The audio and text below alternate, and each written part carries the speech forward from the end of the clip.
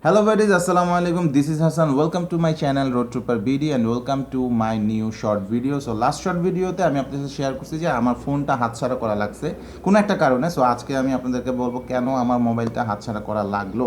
So আমি আমার মোটরসাইকেলটা 30,000 কিলোমিটারে কিনি এবং এখন এটা প্রায় 40,000 প্লাস। সো 10,000 কিলোমিটার আমি মোটরসাইকেলটা চালাইছি এবং এর মধ্যে বেশ অনেক কমপ্লিকেশন ক্রিয়েট হয়েছে এই মোটরসাইকেলটাতে।